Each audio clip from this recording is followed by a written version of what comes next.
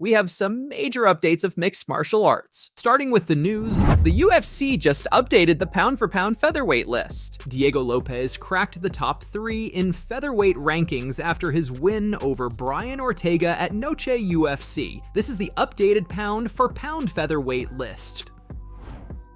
Henry Cejudo calls out Sean O'Malley for a fight. During a recent episode of Pound for Pound podcast, Henry confirms if O'Malley doesn't accept his fight, then he'll move down to 125 pounds. If Sean O'Malley is willing and wants to fight this troll who's a true king of Arizona, then here I am. But if not, Kush, I'm making my way back down to 125 pounds, man, because I'm not going to waste my time with the freaking. But if he wants to do it, I would love to do it. Dana White, let's make that fight happen. And I just feel like there's too much animosity, there's too much history between us. But more likely, he's probably gonna pick a Jan again, because he knows that Jan's gonna strike, or he's gonna pick a guy like maybe Corey Sanders. So I would be the least guy that he would want to fight, because a healthy Triple C will murder him even worse than what Merab did to him. Dana White officially announced the UFC 309 card. Here's what the card looks like. What's up, everybody? Saturday, November 16th, we are back in Madison Square Garden in New York City for UFC 309. In the main event, the undefeated heavyweight champion, the greatest of all time, and the #1 pound-for-pound fighter in the world, Jon Jones, faces the former heavyweight champion, Stipe Miocic. Jon Jones is the youngest ever UFC champion. He was a 2-division world champion, has the most title wins, and is looking to beat the greatest heavyweight of all time, Stipe Miocic. Stipe has the record for heavyweight title fight wins and performance bonuses, and has title wins over former heavyweight champions Daniel Cormier, Francis Ngannou, Junior Dos Santos, and Alistair Overeem. 2 of the baddest dudes in the world facing off in the baddest division in combat sports to determine who is the greatest heavyweight. In the co-main event, 2 of the most exciting men to ever fight in the lightweight division will meet again in a rematch of their crazy back-and-forth 2021 title fight, with the #2 ranked Charles Oliveira taking on #6 ranked Michael Chandler in a 5-round #1 contender fight. 31 of Oliveira's wins have come by finish. He has the most submissions and bonuses in UFC history.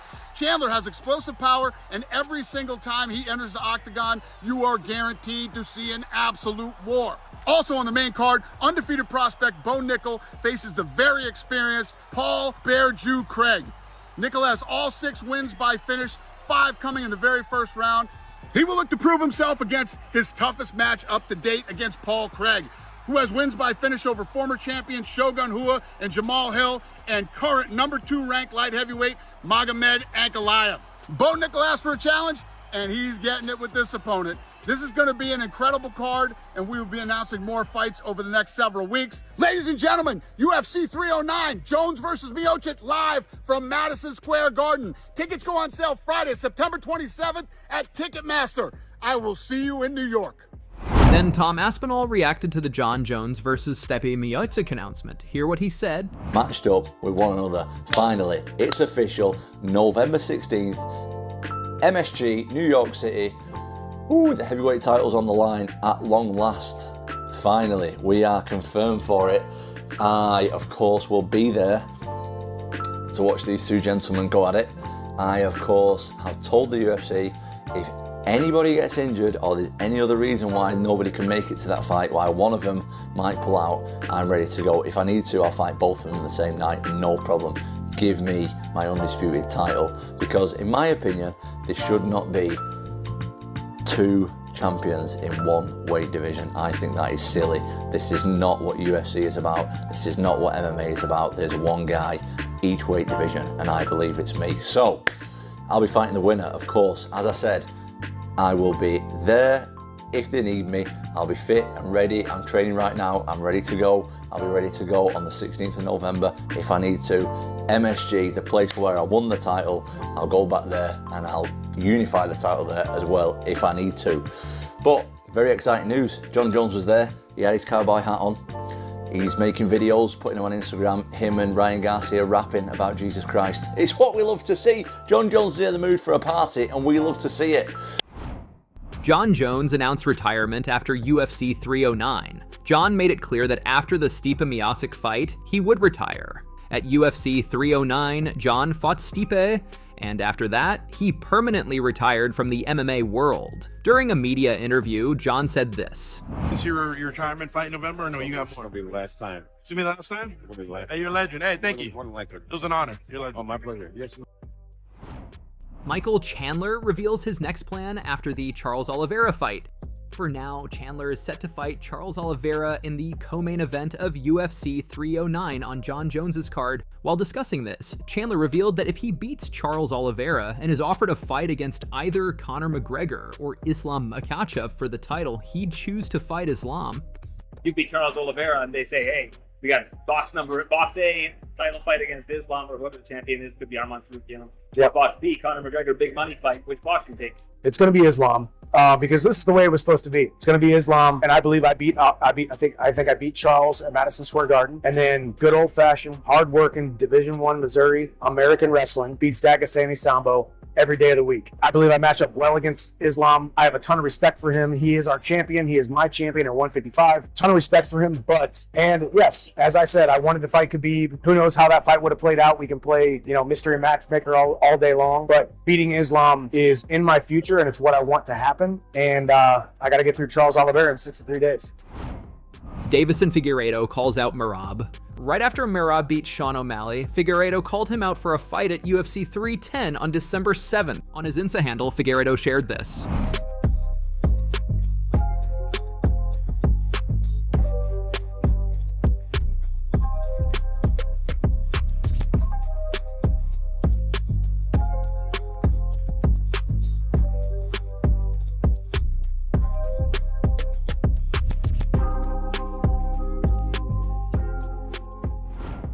Sean O'Malley opens up about pain after Merab Dvalishvili fight.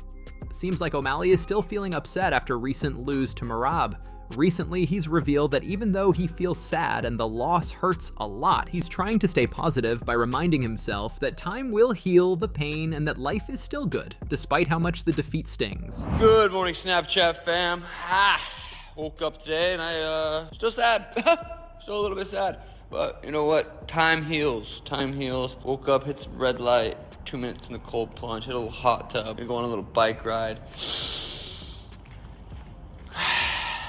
It's all about perspective. Life's still good. Definitely stings. It's weird. It's weird going from fight camp, 12 weeks, whatever, 10 weeks, into not fight camp. It's like Monday. Usually I have to do the specific things every Monday, Tuesday, Wednesday. Now I wake up and it's like, what do I do?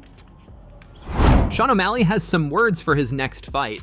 On the Timbo Sugar Show podcast recently, he mentioned he probably won't be fighting for the next 9 to 12 months, maybe even a whole year. He said, I probably won't fight for 9 months, 10 months, maybe a year. It's gonna be a while. People are gonna have to watch the UFC without the Sugar Show for a little bit.